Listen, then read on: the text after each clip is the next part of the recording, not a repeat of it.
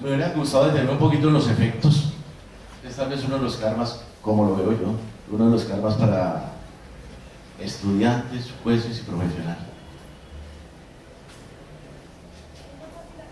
¿Eso qué es? Pero digamos pues que los efectos de la apelación son tres. Un efecto suspensivo que obviamente, como su nombre indica, suspende la competencia. Solo deja una excepción que es en materia de medidas cautelares. Un efecto devolutivo que es todo lo contrario, no suspende nada, ni lo uno ni lo otro. Por cierto, para distinguir los efectos tienen que ver con dos cosas. Los efectos de que se concede la apelación tienen que ver con competencia del inferior, del juez de primer nivel, y con el cumplimiento de la providencia que se impugna. Esos son los dos temas sobre los cuales gira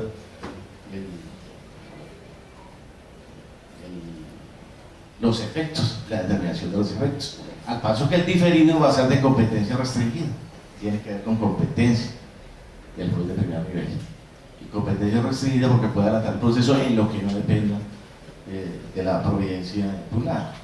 Ahí, si uno mira todos los efectos diferidos que hay en el Código General del Proceso, va a encontrar que son cuestiones muy accesorias que no impiden que se puedan seguir adelantando otros trámites. Es el caso de reclamaciones de terceros, de la inhabilitación provisional del inhábil relativo, de discusiones sobre el repudio de la herencia, de la autorización del repudio de asignaciones para un incapaz. Son cuestiones muy accesorias que permitirían en un momento dado adelantar, pero el tema central, o con el que cierran, es lo concerniente a la apelación de las sentencias. Y es que desde la ley 1395 entonces se quiso cambiar la regla central en materia del efecto en que se concede la apelación sobre las sentencias. Y se señala entonces que en el efecto suspensivo se concede el recurso de apelación en los siguientes casos. En primer lugar, cuando las sentencias versan sobre el estado civil de las personas. En segundo lugar,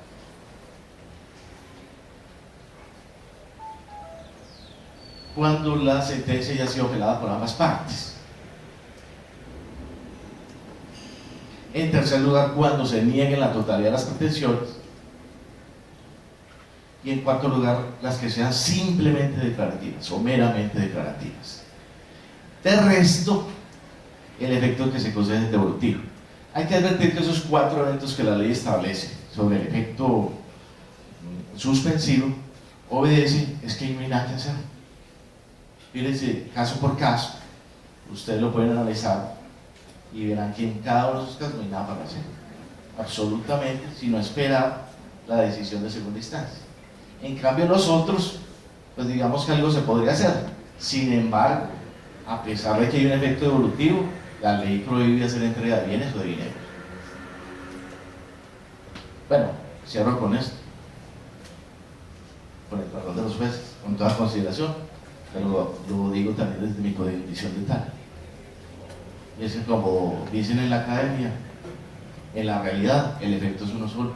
Toda apelación se surte en la práctica en el efecto suspensivo. Todo el mundo espera que dice la segunda instancia. Muchas gracias.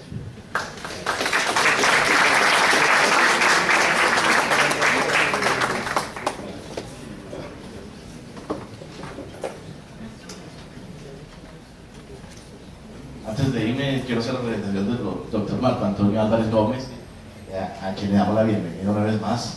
Agradecemos su presencia, y para el Colegio de Jueces y Fiscales de Caldas es muy importante tener esta presencia, que por fin la concretamos después de fallidos intentos, así que es un honor de verdad tener a quien es abogado de la Universidad Santo Tomás, abogado especialista en Derecho Comercial y Financiero de la Universidad de los Andes, en nuevas tendencias jurídicas y técnicas de la procreación asistida de la Universidad Estatal de Colombia. Es miembro de la comisión redactora de la reforma al Código de Procedimiento Civil y, por supuesto, del Código General del Proceso. No me voy a extender más en el expositor de postín que tenemos, y el auditorio suyo, doctor Marco Antonio.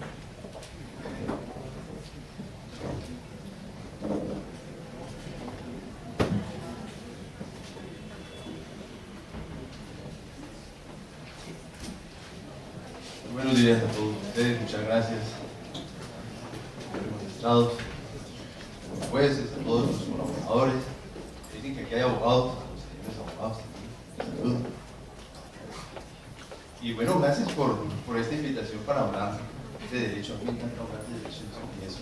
No es que seamos monotemáticos, no se forme una mala idea.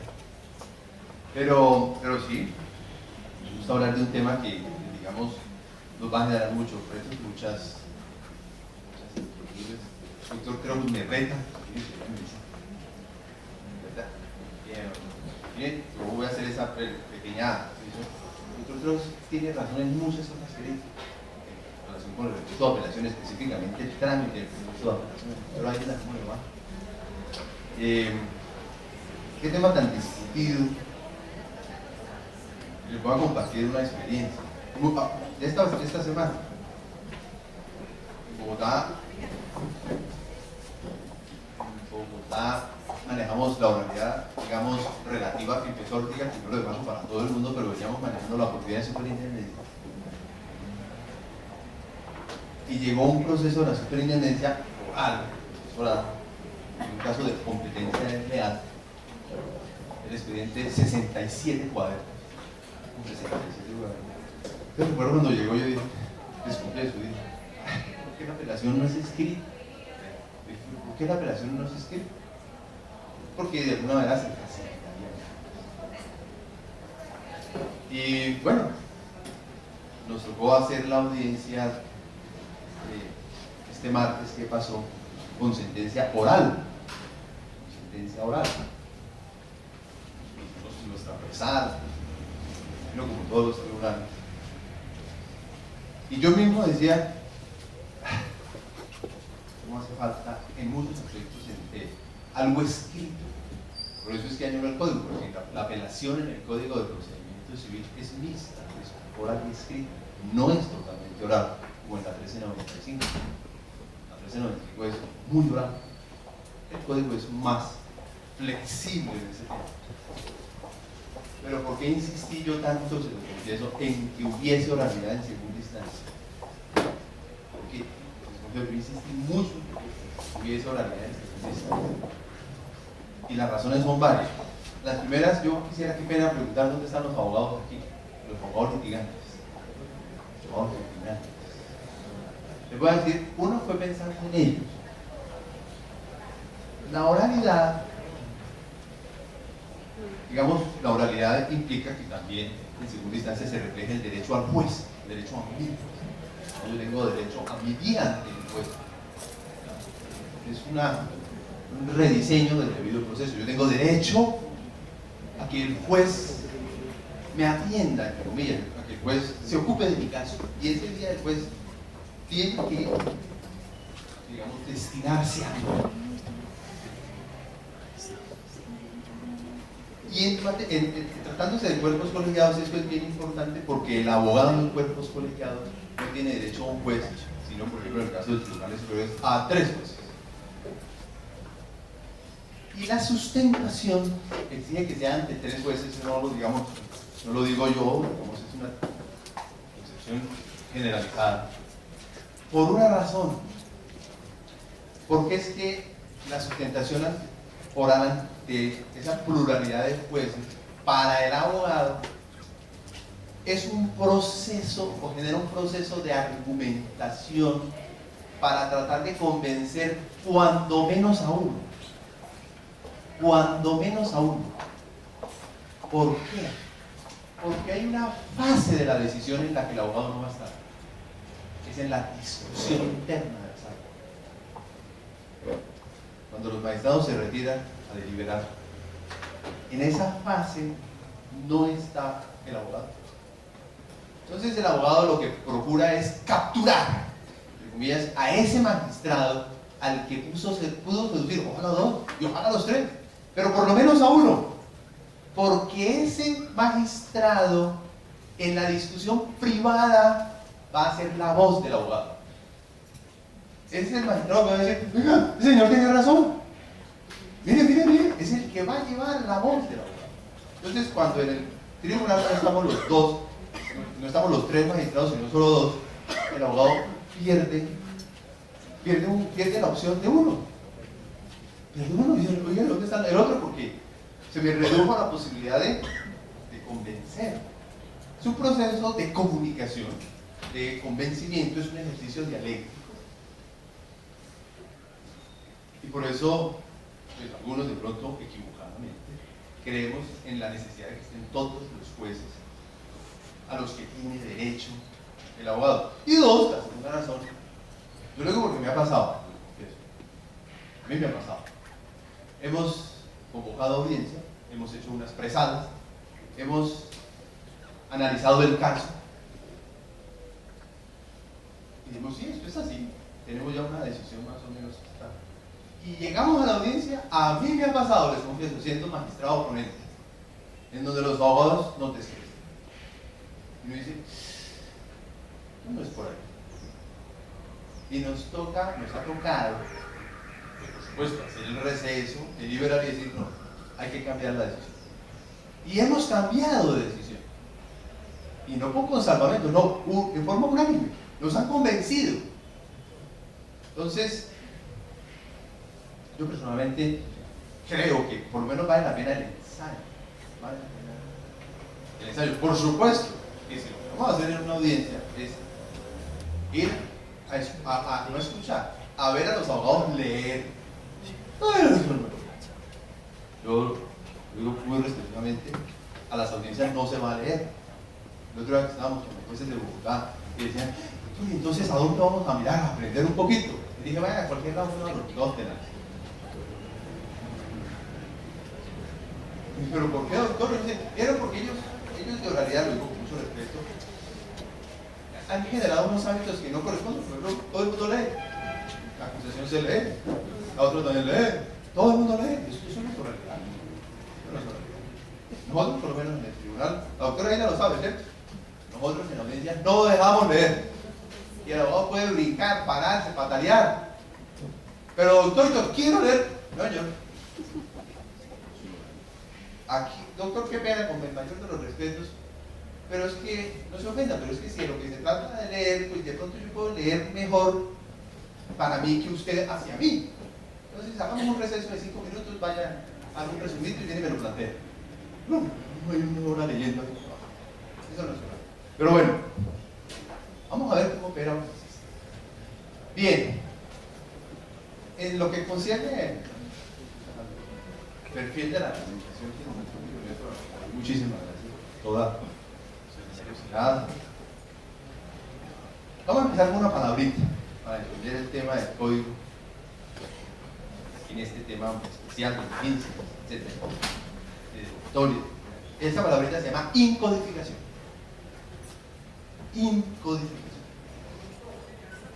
Vamos a explicarlo en términos un poquito didácticos.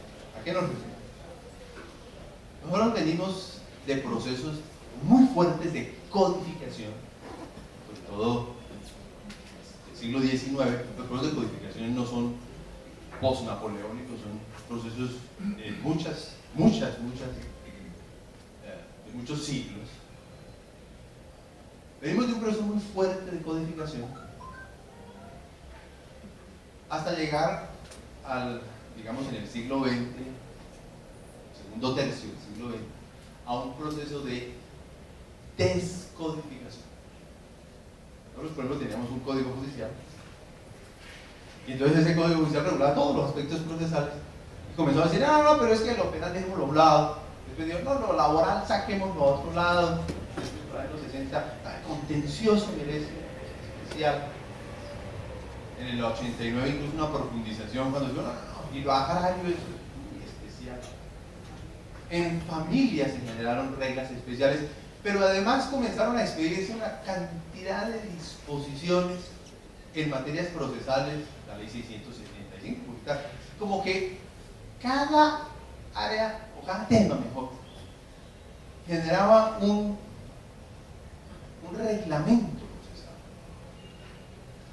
lo que generó una dispersión enorme en los procedimientos y una, por supuesto, dificultad enorme para el usuario de la administración de justicia, para nosotros mismos, a la hora de establecer, y aquí, cómo manejo el tema de administrar justicia en este determinado asunto. El código es la primera experiencia en materias digamos, normas gruesas, vamos a decirlo así, de incodificación. Con la incodificación, que también es una tendencia que se está dando a nivel mundial, es, oiga, volvamos a codificar, volvamos a rescatar para un solo código que tenga unos principios manejados como sistema, todas esas materias difusas que tenemos hoy, todas esas reglas. El código no hizo una incodificación integral. Incluso recuerdo mucho que cuando se discutió en la parte final, una propuesta fue esa, era del Código de Comercio del año 72, es decir, en este código contiene una regulación integral. Recuerden que el Código de Comercio tiene una regla especial de derogatoria que es regulación integral. Son muy raros los códigos que han manejado de él. El Código de Comercio lo hizo, dijo, este código regula integralmente todo, salvo unas cositas que seguro que aquí pero digamos, habría sido un poco riesgoso manejar regulación integral. Y se prefirió hacer esa larga lista de normas derogadas. Es el artículo más peligroso del código. Sí, es el artículo más peligroso del código. Yo incluso pregunto aquí, ¿quién es la ley? Uno sale corriendo, apenas se acerca a ese no, pues eso no es lo mío. Esto no es. Porque es agresivo, hay que reconocerlo. Y por ejemplo, allí hay normas derogadas que ya no están bien. ¿Por qué? Porque digamos, la duda sobre la vigencia dependía del doctor Legis o del doctor Temes. Entonces uno leía un código de Legis y aparecía vigente. Miraban de Temes y decían, no, eso no está bien. No, por ese código, ya, quitemos la duda. ¿Por qué es importante señalar? Porque, digamos, en lo que tiene que ver con derogatorias del código, lo que genera el código es incodificación, pero lo hace para traer al código disposiciones que estaban en otras leyes. Uno. Dos, para recoger en ese estatuto, en ese código, en esos procesos, ojo, regular a través de esos procesos materias que estaban reguladas, gobernadas en otras leyes.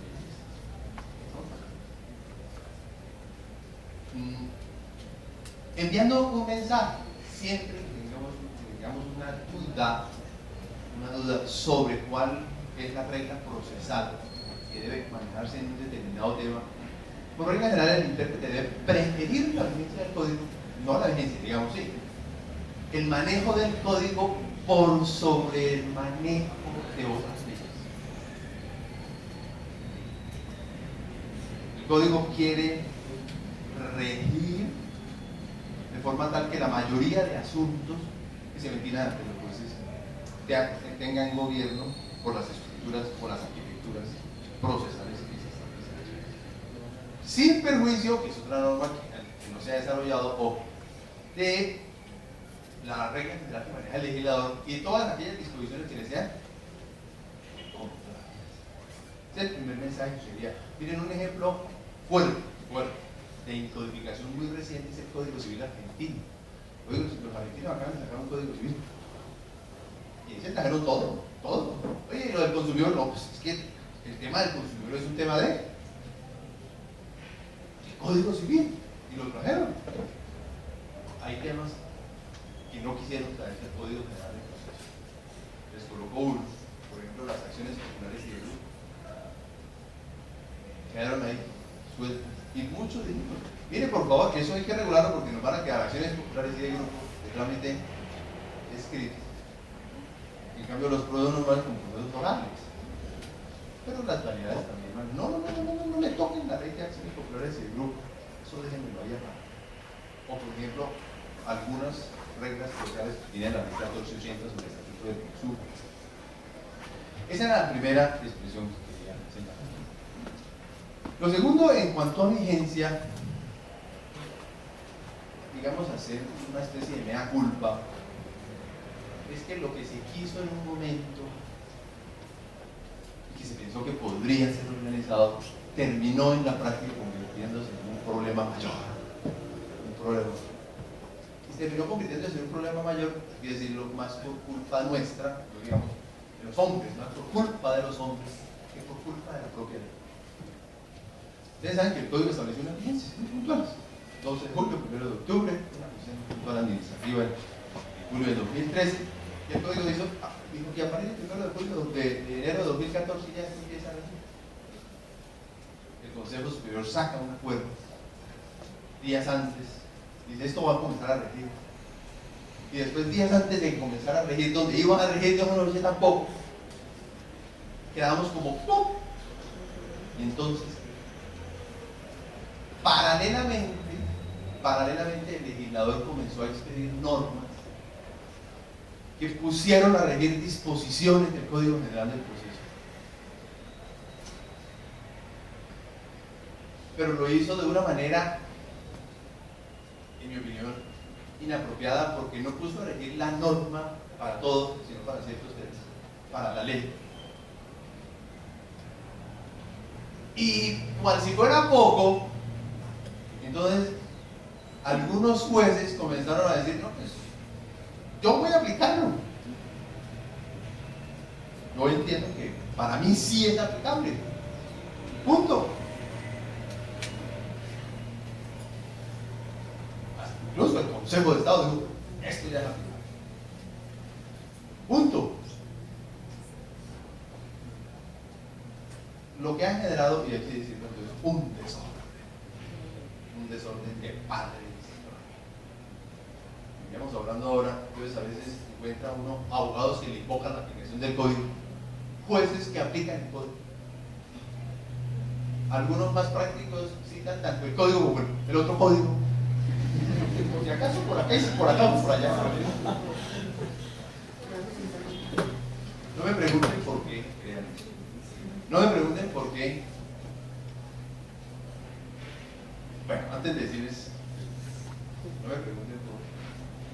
Pero hay una cosa positiva, y es que en todo el país, creo poder decirlo por tanta vuelta que ha dado, existe una gana de código. No por cualquier distrito, en reuniones con jueces y abogados: doctor, por favor, el código, por favor, ponga la regla del código. La gente quiere que lea el código, en general. Yo no sé si quieren que lea el código. Sí. Esperamos. Y ya está listo. Lo tengo que decir, desafortunadamente el tema de la vigencia del código se volvió un tema político. Es político, la vigencia de una ley es político, pero es un tema, es un problema ya de choque de trenes, como se decía, no solamente de trenes, pero sí un choque muy fuerte. Entonces, en el Consejo Superior de la Judicatura, un sector no puede regir el código, y en el gobierno, yo soy testigo, el código tiene que regir, siempre yo lo decido soy yo. Es un tema bastante delicado, un tema con unas repercusiones enormes. Creen que la vigencia del código tiene unas repercusiones políticas enormes. Eso les venía comentando que el gobierno convocó a la comisión de seguimiento para el próximo 25 de marzo. Yo hago parte de esa comisión, y el único punto de la agenda del día es vigencia del Código General del Proceso. Dentro de poco sabrán de la vigencia del Código General del Proceso, porque la idea es o rige o no rige. Ya no se le puede dar más espera. El 15 de ¿Quién dijo? el doctor Palmenares. Yo no me quiero comprometer. Lo único que les puedo decir, no me pregunten por qué, ahora sí digo, no me pregunten por qué, pero yo creo que muy pronto la comunidad sabrá cómo va a regir, si está rigiendo, en fin, van a conocer cosas sobre el código del proceso. Es un tema. Les cuento lo que va a pasar. Algo va a pasar sobre la vigencia del Código General del Proceso. Pero, a ver, yo me atrevo a decir El Código General del Proceso entrará en vigencia este año. No les puedo decir exactamente cuánto, porque no tengo mucho menos datos, pero yo sí creo que empezará a regir este año. De pronto la discusión va a ser si entra todo el código.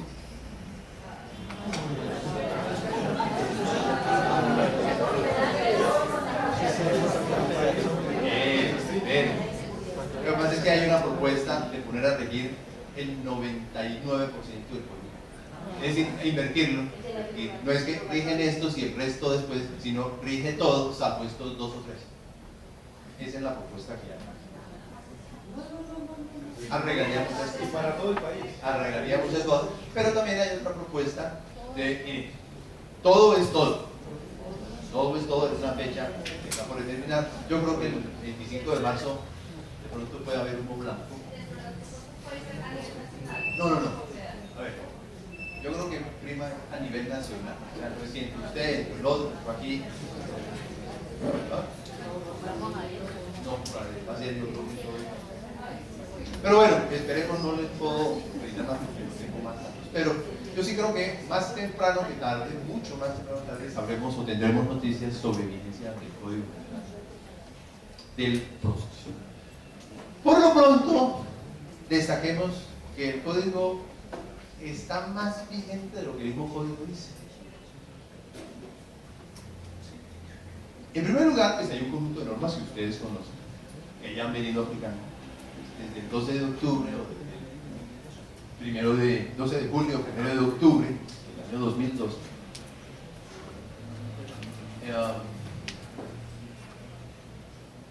Normas, digamos, en general, más allá de la discusión puntual sobre la vigencia, todo el mundo discute que están vigentes, hay unas, digamos, discusiones ya sobre la aplicación del artículo. Ha costado, en mi opinión, algún trabajo en tránsito hacia ciertos rediseños del código.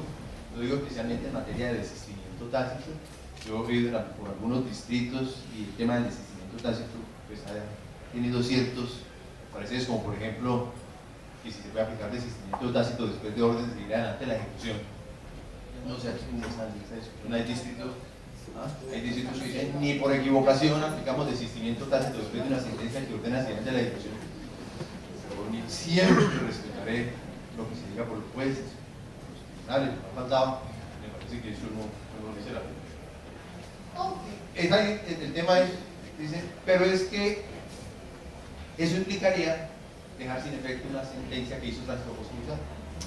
¿Y cómo va a ser posible que por vía de un auto que decreta el desistimiento tácito por inactividad, entonces desconozcamos los efectos de la cosa juzgada de una sentencia, cuando fue la sentencia la que dispuso la orden de seguir ante la ejecución, en fin? Yo discrepo muy respetuosamente de esa postura porque creo que el código pues, ahí no tiene ninguna discusión, no tiene ninguna discusión, pero quiero simplemente resaltar más allá de en ese tema que hay unas discusiones muy puntuales no tanto frente a la vigencia sino frente a la norma en sí misma. Ha habido unas discusiones, ojo, sí.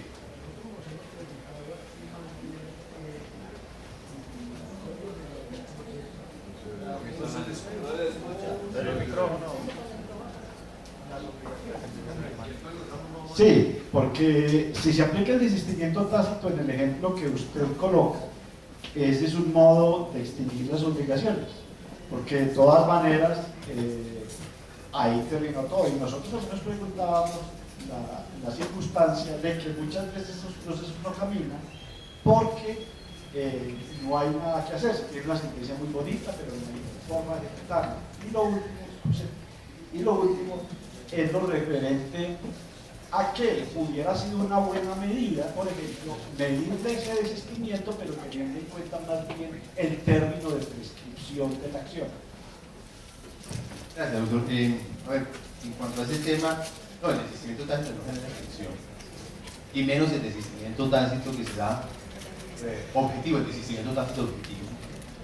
Y una clara muestra de eso, primero, ley no lo dice, pero fíjense que a diferencia del desistimiento tácito subjetivo, en el desistimiento tácito objetivo no existen consecuencias desfavorables, no se lo decía sancionatorias, desfavorables para el ejecutante o el demandante, a diferencia del desistimiento tácito subjetivo. En ese desistimiento tácito subjetivo, como usted no hizo habiéndolo yo requerido, entonces pues lo continúa en contra de juicios, usted no puede presentar esta demanda otra vez si no han pasado 6 meses. Y si vuelve y se le cae, ahí sí extinguía la obligación. En cambio, en este desistimiento objetivo no pasa nada, simplemente estamos devolviendo su actuación, pero si la persona quiere, al otro día puede presentar. Igual puede presentar la demanda, por eso. Igual puede presentar la demanda. No hay condena en cosa, no hay condena en perjuicios. Porque es que lo que hizo el código en estos casos fue aplicar una visión económica del derecho, específicamente materializar el riesgo de colocación que sea de toda la acción crediticia. Usted, después de un tiempo, tiene que, aún en términos procesales, tiene que materializar riesgo de colocación. Esa práctica se puede. Correcto. Muy bien, pero si hay una...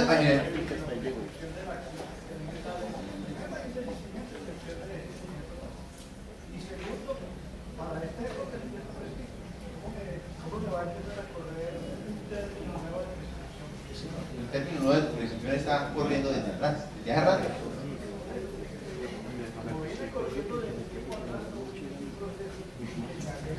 Ah, bueno. Por eso dije al final esa plática.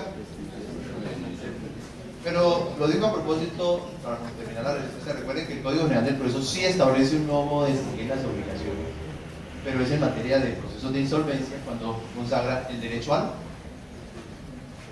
al descargo. Ahí sí el Código estableció un nuevo modo de distinguir las obligaciones, porque el derecho al descargue genera que la obligación mude a obligación natural.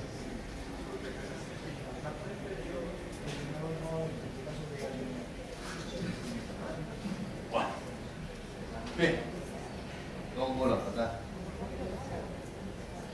Muy bien, pero les quería decir, se han presentado discusiones sobre la vigencia de ciertas normas, ojo, porque la norma a su vez remite a otras disposiciones que no están vigentes. Fue lo que pasó con la realización especial de la garantía real. En el caso de la realización especial de la garantía, el artículo 467, esa norma está vigente desde el 12 de julio, pero un sector consideró que sí, que estaba vigente, pero como a su vez esa disposición remitía a otras disposiciones, a otros artículos que no estaban vigentes, entonces que la norma no era vigente. Interpretación creemos que rápidamente decayó. ¿Por qué? Porque esa interpretación conducía ¿a qué? A negarle efectos a la misma regla jurídica. Si la misma regla jurídica es esto entra a regir, yo no puedo como intérprete generar una interpretación que conduzca ¿a qué? A negarle el efecto útil a la norma.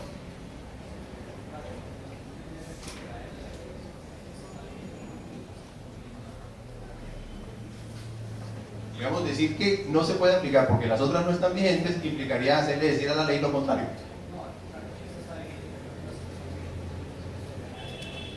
Claro, y así debe ser. Así debe ser, y esa, digamos, no sé aquí, pero fue la postura generalizada. Entonces, cuando el artículo 467 remitía a otras disposiciones para efectos de resolver objeciones a avalúos, objeciones a liquidaciones de crédito, para efectos de trámite de excepciones, etc., ¿eso qué implicó? Que esas otras disposiciones cobraron vigencia. Pero lo más importante en ese tema es destacar que entonces esos procesos desde un comienzo tuvieron plena regulación por el Código General del Proceso y fueron procesos orales. Y eso pasó no en esa disposición, sino en varias disposiciones. Entonces, primero, hay normas que comenzaron a regir porque el Código dijo empiezan a regir, pero también comenzaron a regir otras disposiciones que el Código no pensó que rigieran, pero que necesariamente tenían que regir para poder aplicar la norma que el Código puso en vigencia. Un segundo grupo de disposiciones que comenzó a regir fueron aquellas, ojo con esta hipótesis, que el Código no dijo que rigieran. No dijo. Y la norma que puso a regir tampoco remite a ella.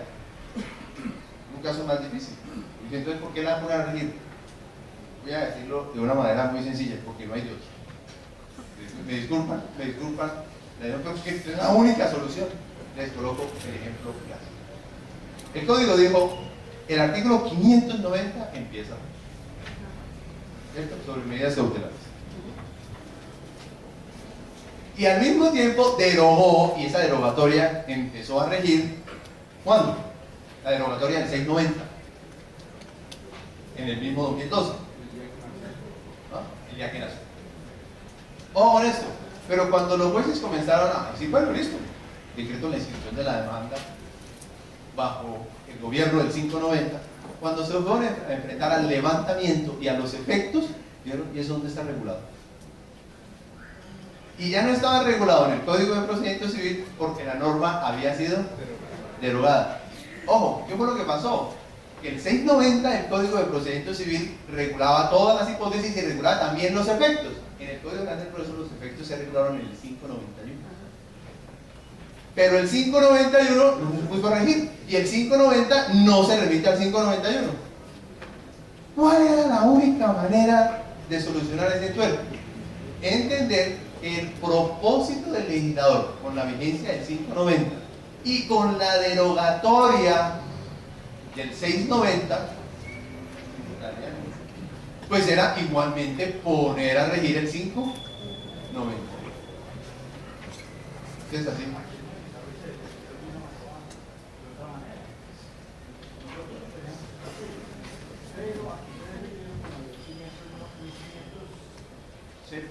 De 2012, artículos 31 a 34. El Estatuto de Registro, muy buen referente, claro. Muy bien, muy bien. Pero quiero destacar esa, digamos, esa característica de vigencia de normas en donde aparecieron disposiciones que tocó poner a regir, de alguna manera poner en vigencia, pese a que el legislador no hizo un pronunciamiento expreso. Otro grupo de disposiciones que comenzó a regir fueron aquellas que el legislador, por disposiciones especiales, comenzó a regir. Es el caso de las normas sobre expropiación en la ley 1682. La ley 1682 expresamente dijo: pongo a regir, como 2 o 3 numerales, del artículo sobre expropiación del Código General del Proceso. Pero hay una característica en esa ley, que esta ley maneja las expropiaciones, pero en plan de infraestructura, en vías, o grandes obras de infraestructura. Entonces la pregunta, bueno, ¿y será que para otros temas de expropiación aplica la misma regla? Si se va a construir un parque en el barrio, ¿aplicamos también esa misma regla? Yo soy de la opinión, en esos casos sí debe regir, digamos, debe ampliarse la vigencia de la norma, debe expandirse la vigencia de la norma. ¿Por qué? Porque si no generamos una asimetría de plazos. Generamos que la misma hipótesis, digamos, la oposición de alguien a la evidencia de entrega o la entrega anticipada, en el mismo evento de expropiación, tendría gobiernos distintos dependiendo de qué. Dependiendo de cuál es la finalidad de la expropiación, y eso, en mi opinión, no parece correcto.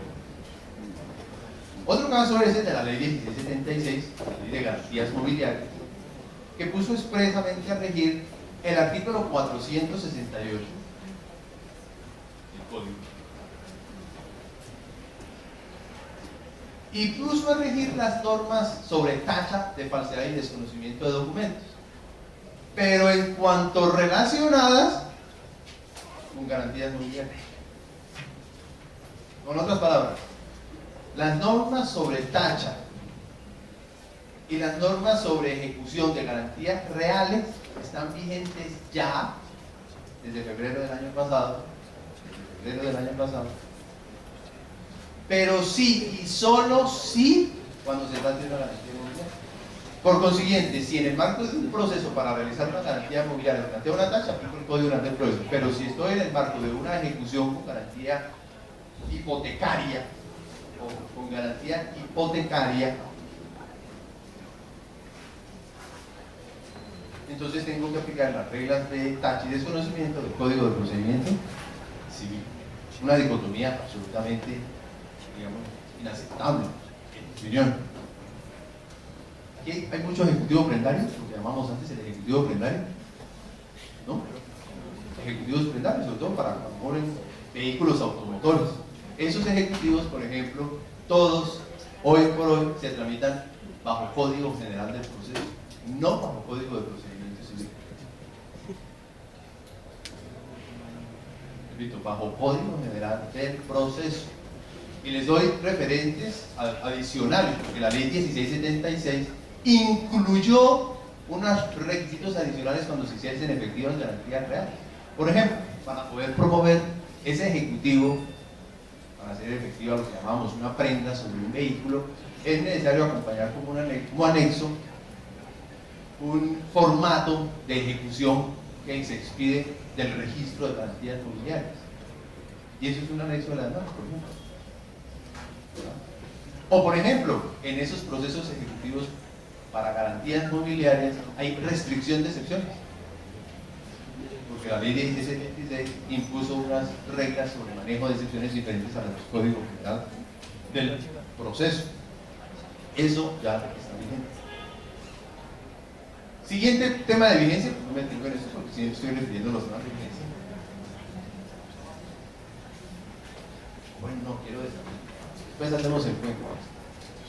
Por ejemplo, el Código General del Proceso, en mi opinión, está rigiendo plenamente en pertenencias, cuando se gobierna por ley 1561.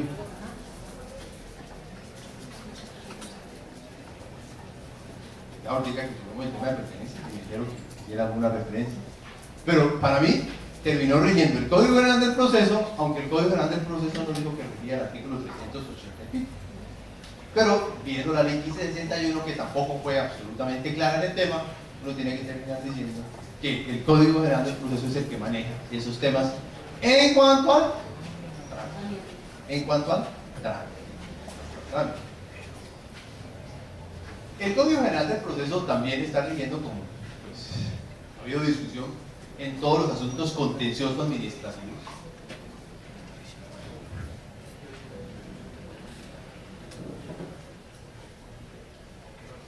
Ya, voy a hacerle un segmento especial a las pertenencias. Estoy pasando un poco rápido sobre vigencia para detenerme un poquito en pertenencias. Estoy pasando rápidamente en vigencias. A ver,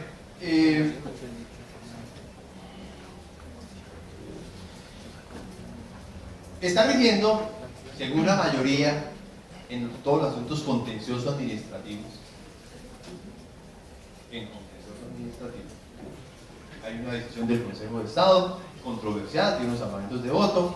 Yo tengo entendido que la gran mayoría del contencioso lo está aplicando, pero hay algunos que dijeron no, yo no aplico la postura del Consejo de Estado, respetable, dicen no, hay que esperar, pero creo que en su gran mayoría han considerado hay que aplicar Código General del Proceso.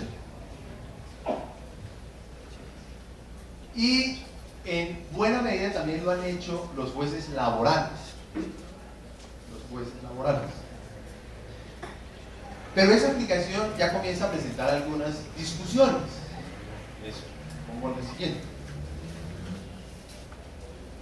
El otro día me dice la magistrada, me dice, a ver, Marcos, ¿qué opina de esto?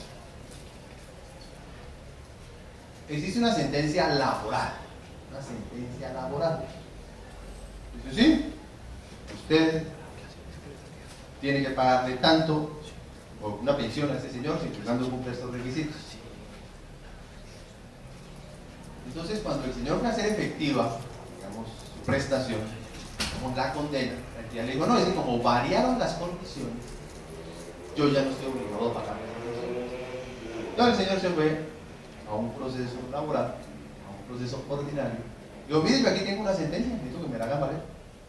Tramitaron todo el proceso ordinario, laboral, y el juez dicta una sentencia un poco rara, extraña, diciendo, mire, la verdad aquí se equivocaron, esto no es un ordinario, sino un ejecutivo. Está el título, la sentencia es un título ejecutivo. Así que dictó sentencia dictó sentencia y negó las pretensiones. Y negó las pretensiones. Y uno de los fundamentos dijo, es que no puedo declarar la nulidad, porque como aplico un Código General del Proceso, y en el Código General del Proceso no existe la causal de trámite inadecuado, entonces la única opción que me queda es sentencia negando las pretensiones, diciendo que usted debió haber hecho un proceso ejecutivo. Eso es un bicho raro, ¿no? Es una decisión rara. Pero la inquietud que me presentaban en la sala laboral era esa. ¿Cómo se hacen esos casos? Porque el Código General del Proceso elimina el trámite inadecuado como motivo de invalidez, pero en esas otras especialidades y en otras jurisdicciones, ellos tienen, digamos, una concepción diferente. ¿Ustedes qué opinan? ¿Que hay jueces laborales? ¿No?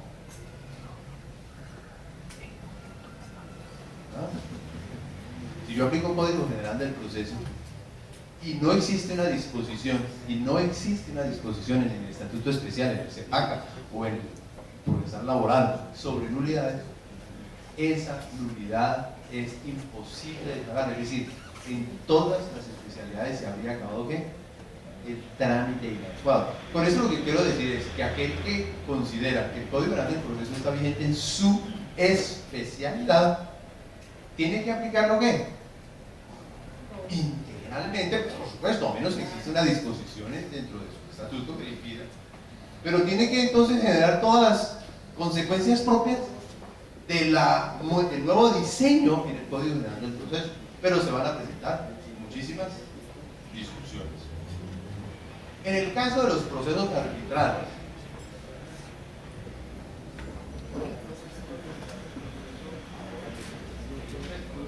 que usted está, ahora que se habla tanto del principio de legalidad, que el principio de legalidad tiene que ver con el debido proceso y todo ese cuento. Un control de legalidad por trámite inadecuado no daría lugar a que esa decisión, o sea, que se pudiera declarar esa nulidad en el proceso ejecutivo. No es posible, no es posible. No es posible por una razón. Es que bajo el Código General del Proceso, ojo, existe diversidad de procesos, pero unidad de trámite y de régimen de audiencia. Ojo.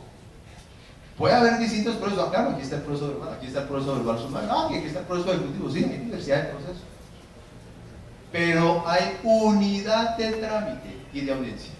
El régimen de audiencia en el Código General del Proceso sirve para el proceso verbal, sirve para el verbal sumario, sirve para el ejecutivo. Claro, tendrá algunas particularidades, pero la estructura general, porque al fin y al cabo en eso consiste un código, es unidad de trámite y de audiencia, específicamente de audiencia, porque es un sistema oral. Luego, bajo control de legalidad, yo, pues no sé, la casuística siempre supera la teoría. Pero yo veo muy difícil un caso de, en una audiencia, yo veo muy difícil un caso en el que bajo control de legalidad el juez pueda decir, no, mire, ¿sabe qué? Aquí incurrí en trámite inadecuado, porque se está alimentando la invalidez. Por eso, pero es que frente al intento peor, que es negar una pretensión porque no había un trámite adecuado, la solución mejor para defender el derecho sustancial del demandante ¿El trámite inadecuado? es precisamente... No, porque es que a mí me parece que ahí el error del juez fue pensar, ustedes qué opinan, pero el error del juez fue pensar que las pretensiones de pago solo son de trámite ejecutivo. Es que la pretensión de pago puede ser declarativa o ejecutiva. Es más, yo perfectamente puedo hacer valer una pretensión de pago teniendo título ejecutivo en un proceso declarativo. Perfectamente. No lo digo. No, por eso. Entonces el juez debió haber dictado sentencia. Debió haber dictado su sentencia, etcétera, etcétera. Doctor. Gracias, doctor. Simplemente pensando que de pronto el juez estando en ese intríngulis, lo que podía haber hecho era acudir al mecanismo del 278 de una sentencia anticipada por cosa juzgada, respetando que existe una sentencia anterior de declarativo. Totalmente válida la observación, pero no podemos aferrarnos a pensar que toda pretensión de pago tiene que ser ejecutivo. No. Yo perfectamente como acreedor puedo hacer valer mi pretensión de pago en un proceso declarativo, aún teniendo título ejecutivo. Es más, no voy a decir, y lo estoy dando consejos a los abogados, litigantes de poco grado.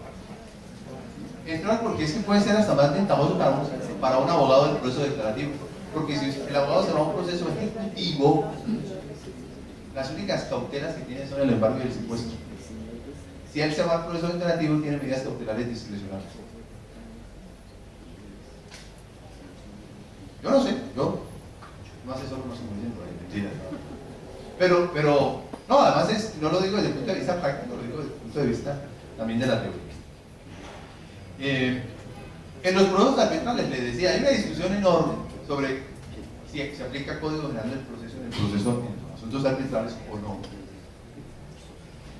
Alguien dirá, bueno, pero eso no tiene nada que ver conmigo porque eso no llega, claro que llega a nosotros. Porque los recursos de anulación básicamente son discusiones procesales. Básicamente son discusiones procesales. Por ejemplo, una discusión en recurso de anulación está referida a la prueba, los medios de prueba, cómo se practicó. Entonces, en el Código General del Proceso, por ejemplo, existe doble vuelta, prueba testimonial. En Código de Proceso Civil solo es una vuelta. Si un árbitro llega a decir, no, aquí es solamente Código de Proceso Civil, solo doy una vuelta, otro dice, no, yo tengo derecho, me está violando mi derecho a la prueba, le dicen, no, señor, día de mañana, recurso de anulación, y si el tribunal llega a considerar que ahí debió aplicarse el Código General, ¿qué va a pasar? Nulidad del nombre. Es un tema muy delicado, sobre todo si uno considera que el Consejo de Estado, en ese auto que sacó la sala plena, explicó muy bien, podemos separarnos o no de esa opinión, explicó